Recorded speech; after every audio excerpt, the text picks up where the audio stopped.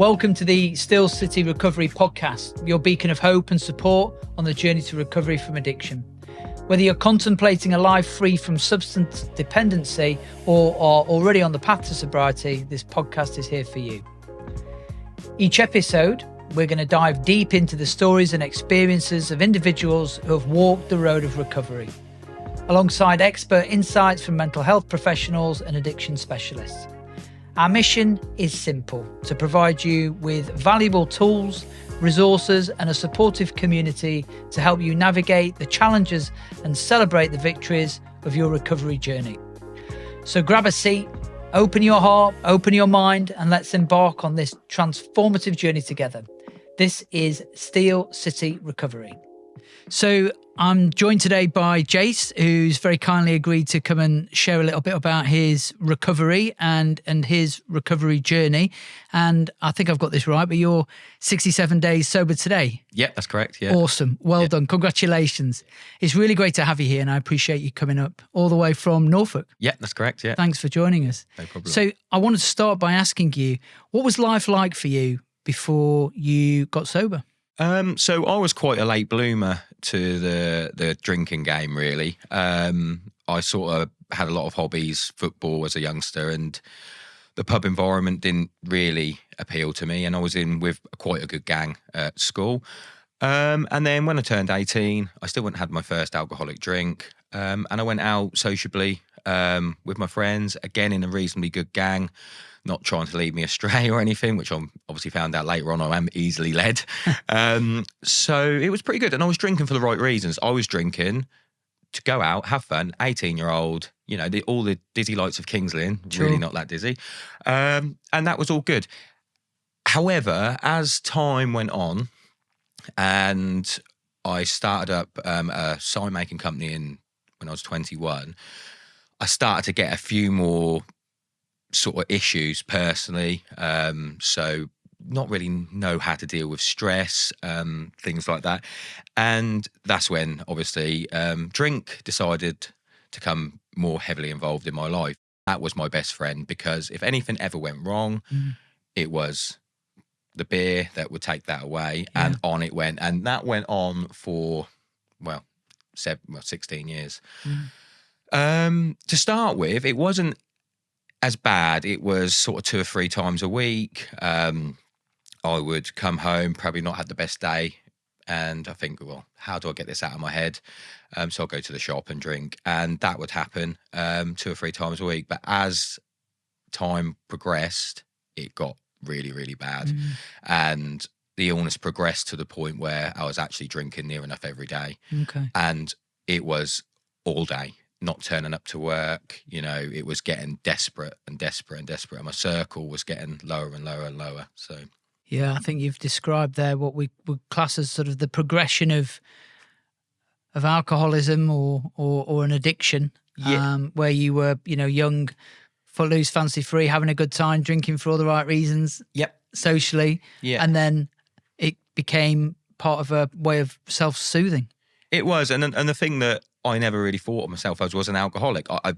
As I thought I had a drinking problem, everyone around me actually thought I had a drinking problem. They didn't really necessarily think I was an alcoholic, and I will say that the media perceives alcoholics. I weren't having vodka on my Special K or anything. But as time went on, it just got more and more. And also one thing that I did find was I'd start to be ashamed of the amount that I've drunk. And with that being the case, I don't want to be ashamed anymore. So do you know what I'll do? I'll drink again. Yeah. And then, like a normal human being would say, you know what, we'll go to the pub, we'll drink from 6 p.m. till 12 midnight, cut it off. I would go to 2 or 3 o'clock in the morning, fall asleep, and then I'd wake up at 8, devastated at what I've done, who I've upset. So do you know what? I can't deal with that. So I'll go to the shop and buy a bottle of red wine at 9:30. Ring them up. Are you open?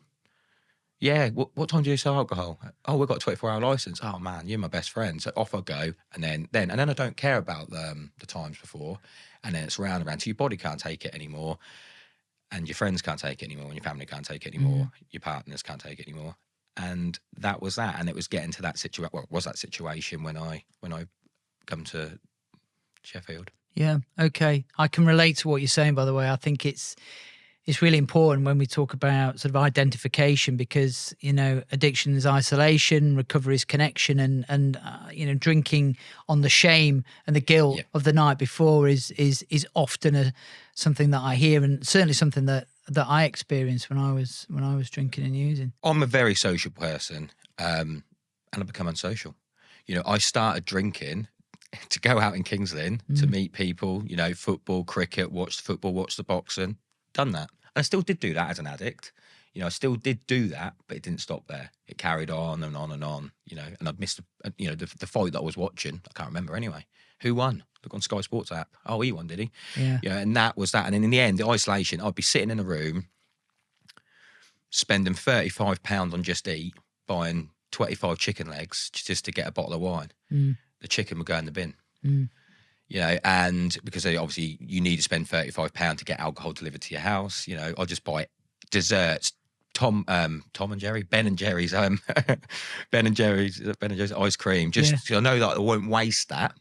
It's in the freezer, so the money's not gone. The business head's in me a bit there, but I've got my 16 bottles of Tiger, I've got my red wine, and then what have you. So I love the way you've sort of rationalised that and justified it by, if I can do it and get Ben and Jerry's, at least I'm getting something that I can dig into a bit later. It's still frozen. It won't go out of date for a long time, and there it is. So yeah. But that just sort of demonstrates, I suppose, in the way that we think when we're in that alcoholic process or an addictive cycle, is that the way that we can sometimes think about a situation and rationalize it and justify it to meet our own means. Definitely. And I picked up on something you said there earlier, you know, like we go out and watch the boxing or we go and play pool. Actually, for me, it was never about playing pool and never about watching the boxing. It was an opportunity to drink. Yep. And I took any opportunity to drink.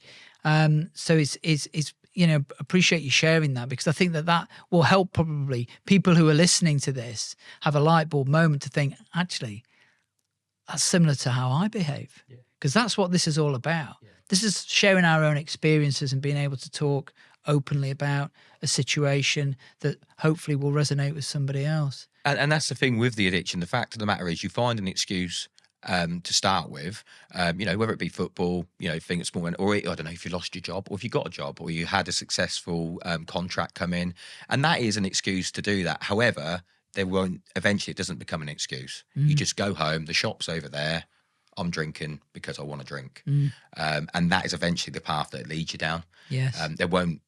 You don't justify yourself to anyone eventually, because you just do what you want when you want and drink. At the time when I first started, and mine started getting bad about 6 or 7 years ago, my ex-partner at the time, you know, there'd be all these justifications. They're not, obviously, but eventually it gets to the point, well, do you know what? I'm not justifying that. That's what I want to do.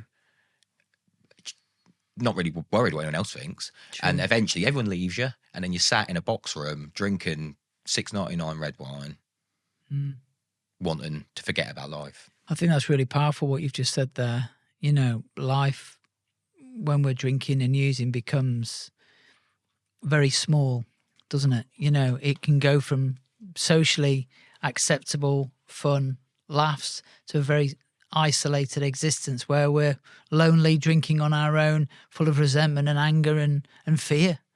Yeah, and I think to start with, it was definitely progressive, because I would drink, you know, go and watch boxing, start at 10, finishes at 11, would drink, blah, blah, blah, stop, fine. And then eventually it'd get to 2 a.m. And then eventually I wouldn't go to sleep. And I wouldn't sleep next day. And it'd be just until I just physically couldn't do it anymore. It was just, I can't do it anymore. That is it. Like, I've collapsed to sleep. Switched off.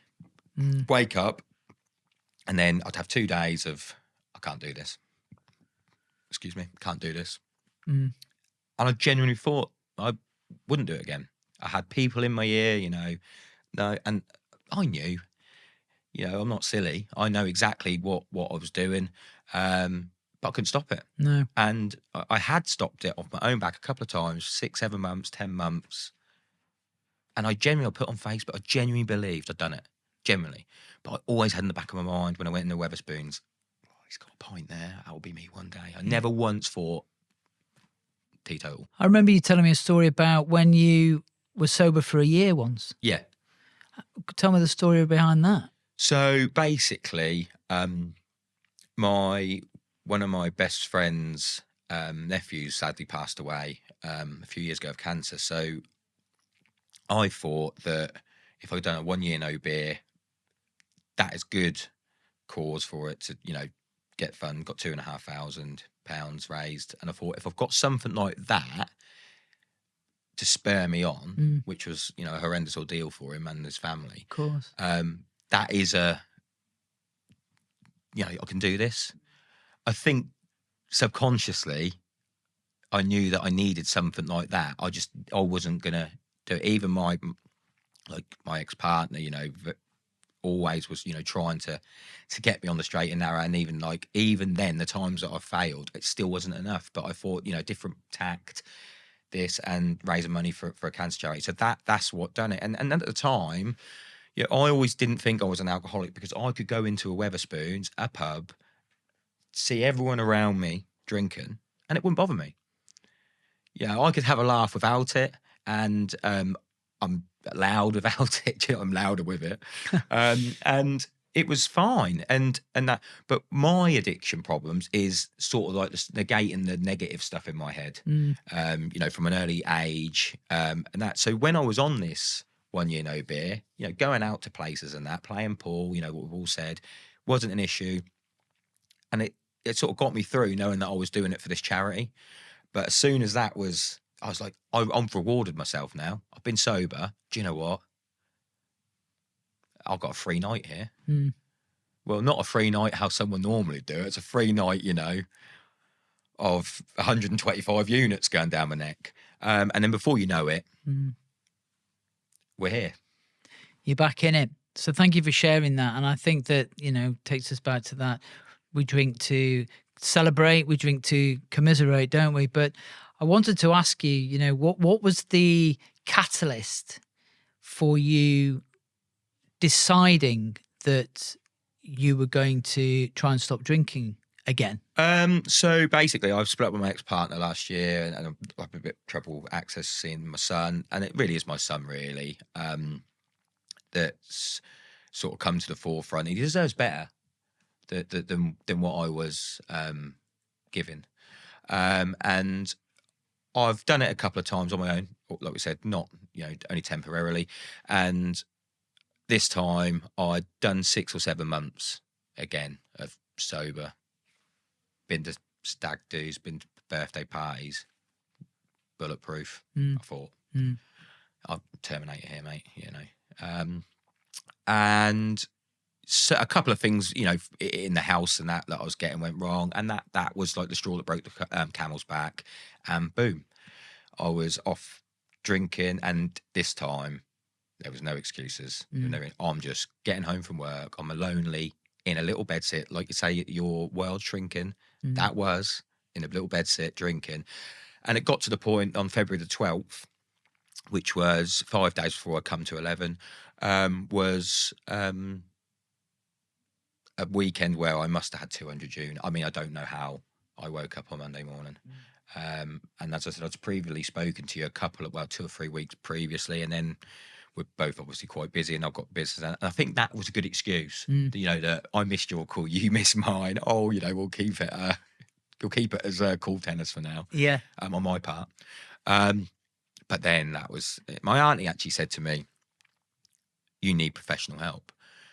This was on the Sunday when I was having an argument with her about something, and that rung true, really. And then I spoke to you on the Monday and fast-tracked myself in. 3.5 days later, I was in your place. So that's good. It's great, and I think it's important to share about some of these catalysts, these events that take place, because often we see people who can be, in a addictive cycle for a period of time, and it normally takes something that's going to happen in order to stop the process temporarily, in order for somebody to access the help.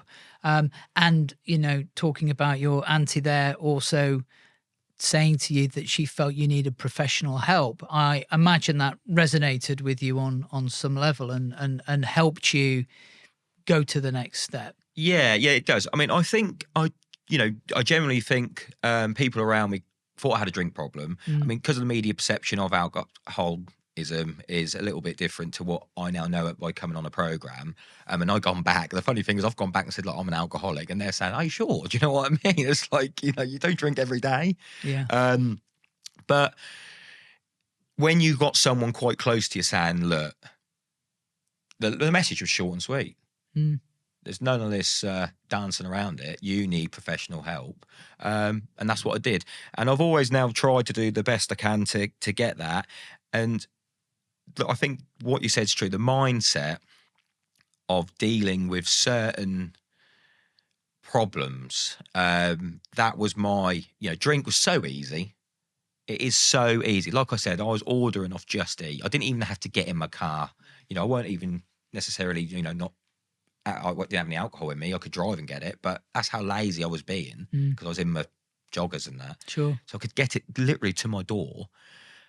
That's an easier way of dealing with my house that's fell through, rather than, well, it's not going to do me any good, but rather than just go, right, let's go on Rightmove and find another one. And wasn't that easy? That's 2 clicks of a button as well as ordering that can of beer. Sure. So it's just that mindset. And when I came in, you know, people said to me, you know, you write stuff down and what have you. We all know that I've said previously about your problems and whatever. And it's writing it down, seeing it, and actually having a moment to reflect on it, which with ADHD and how my life is running the business, it was 101 mile an hour. It sound as mad as it sounds, you just don't really, I didn't really sort of take anything on board. It was in one ear and out the other. Sure.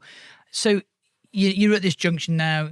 You enter into rehab, and all of a sudden you're in a very different environment to what you've probably been used to. But the question I got is what role do you feel you going into rehab played in your recovery and your life as it is today at 67 days sober? Massively. Like I said, I've been 67 days before, but this is different. Totally different. I said when I signed in there, I've had my own business since 2008. The phone has been in my hand. I've been Turkey, Barcelona, Milan. Phone's in my hand. Yeah, 3 A4 signs. Yeah. Can't put it down, right? And when I signed up for this program, I was like, what? I got my phone for 15 minutes a day. I was like, bloody hell, I ain't gonna be able to deal with that. Etc. And I got there and they took the phone off me. And do you know what? After 3 days, I was like, actually, I don't want it today. It was like a total reset of life, really. And like I said, I would go in the living room. The other guests would be somewhere else. And it'd be the first time I'd be in the living room with no entertainment. And I've never done that. And you sit there and reflect, and I can digest what I've taken in the classroom from the program leader, rather than go on Twitter and it's not digested. So I've sat there with silence in a living room with a telly and everything, where normally the telly would be on, music channels would be on, I'd be on my phone, Spotify would be on the Amazon Echo. It's not digested for me, especially like say with ADHD. And so I was doing that, bringing that in, but also being around people. The one thing I really, really did like about the program was everyone in that house, bar the practice nurse, had been through what you'd been through.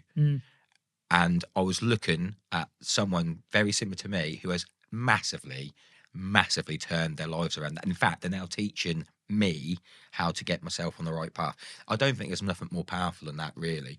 And that's the thing.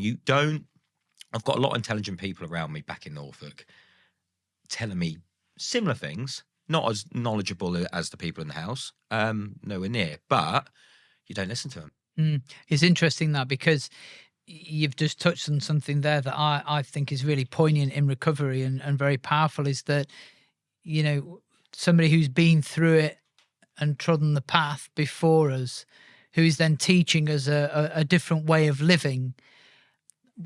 From my own experience, I listen to them much more than I would do somebody who is, a taught or an academic or somebody who's, a doctor or a consultant. The power in that far outweighs anything I've ever experienced. So just as we think about that then, Jace, what are some of the tools that you would have learned whilst you were in rehab that you've been able to put into practice whilst you're, back home? So the first thing that you get told really when you go in there is your life unmanageable, through alcohol or whatever addiction it may be. And to me, it wasn't, to start with. It was getting to the point of being unmanageable. It obviously, as I described earlier, it then did get manageable. So when I went in there and I was very nervous, I really didn't know what to expect. I walked into a kitchen, people in there. I'll come in at lunchtime, really, really nice. And then we went into the classroom, and it's basically, they're saying, it's writing down basically all your resentments that you've got in your life, all your sort of like hurt, people you've hurt, all everything like that, and actually writing it down. And when you do that, I'm thinking in my head, yeah, that's their fault. That's their fault. That's their fault. That's their fault. You write it down, and it's like, oh, oh dear, yeah, maybe not. I like that one. They say when you're pointing one finger at somebody, there are three pointing back. Yeah, and I think that's what you're describing there. But also, I've jumped the thing, which is something I normally do. So obviously, that's a bit further down the road. But the other thing is that you've got to say that you can't do it alone. And obviously, there's a higher power talk, which is very relevant, because like a room full of 6 addicts is a higher power. And obviously, we were in the room, and you had 6 people, all from different parts of England, all from different jobs, whatever.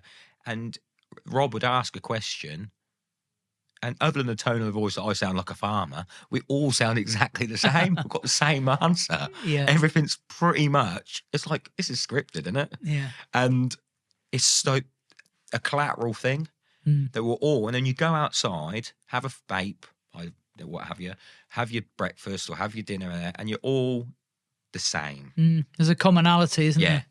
And then with that, once you know that, you don't really mind so much about sharing things that maybe you wouldn't have done to other people. Totally. So what would you say are some of the key strategies that you might have learnt in rehab, though, that you're now implementing back at home and in life and at work? Yeah.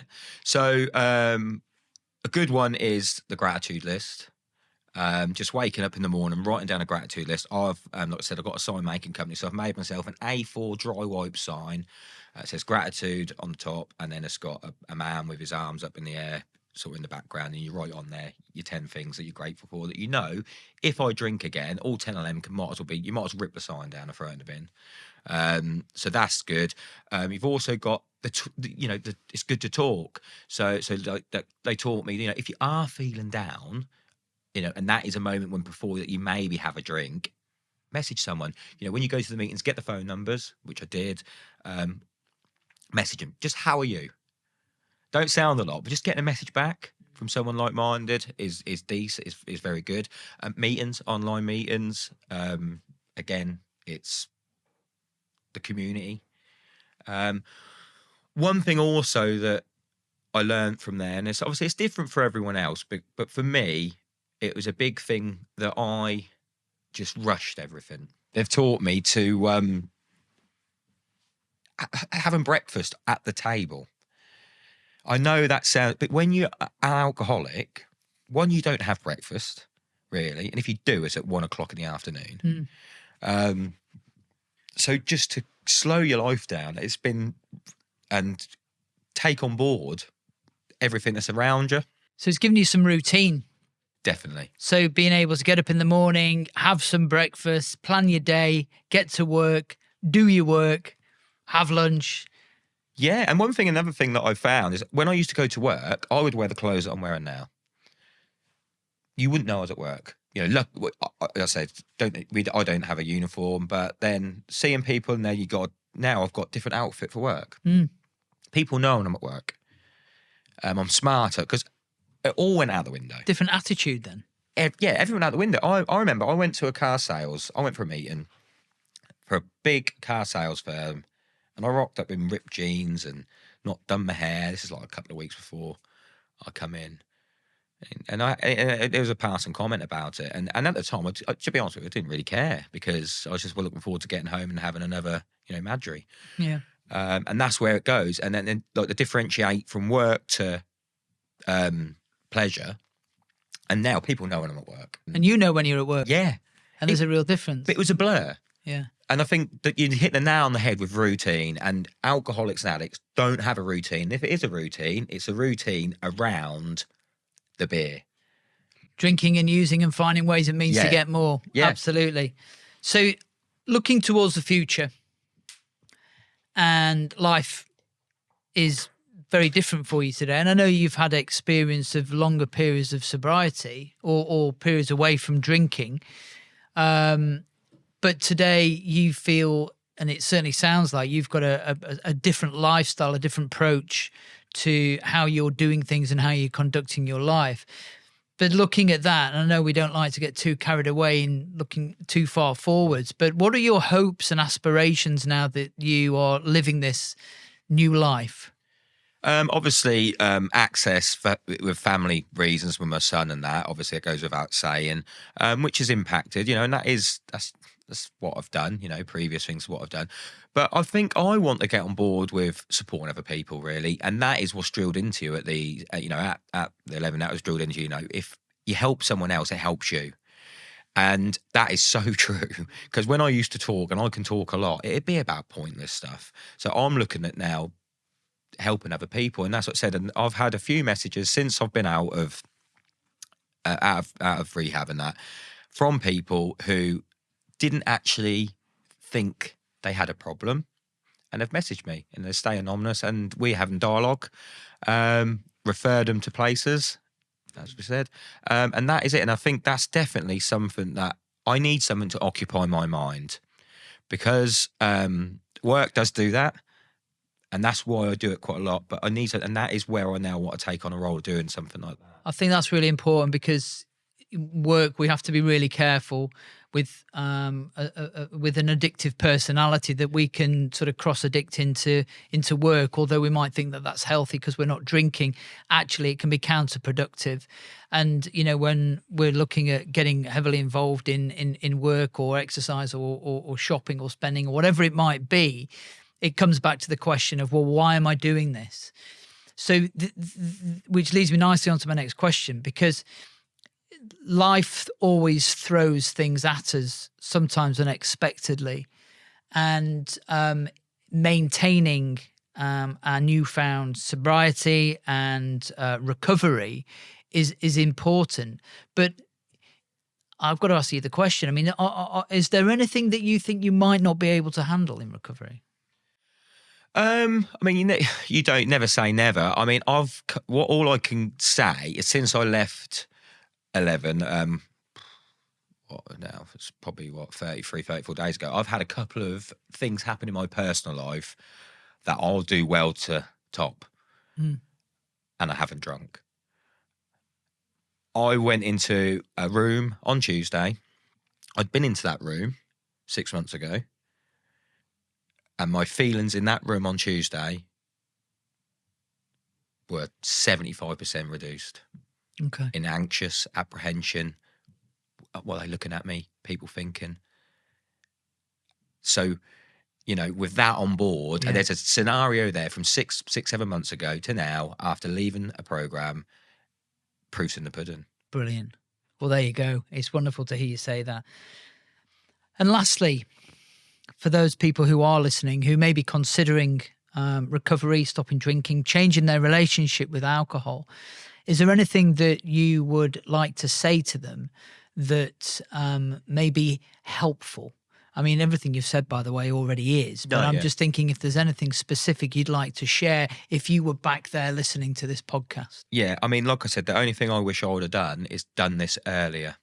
And I think if you have got that 1%, just 1% doubt, whatever, or someone said, just really, really have a deep think, because if I'd have done this earlier, I wouldn't have missed 14 months of my son's life, and that is a big lesson for me that, you know, I've took on the chin. But I think the best thing that I can say is, if anyone has any doubt about the path that they're taking, is it's just to reach out and have that initial talk with someone, because I certainly wish I would have done it 3 or 4 years ago. I went to an AA meeting, and if I would have carried on going, I doubt I'd be sitting on this sofa. I don't know, may well have done, but at least that was the time me. So I think as soon as you think that maybe, you know, I think that's the time to reach out. Wise words. Thank you very much indeed. Jace, it's been a pleasure. I've really enjoyed speaking with you. And again, congratulations on 67 days, and one day at a time. May it long continue. Thank you. Thank Cheers. you.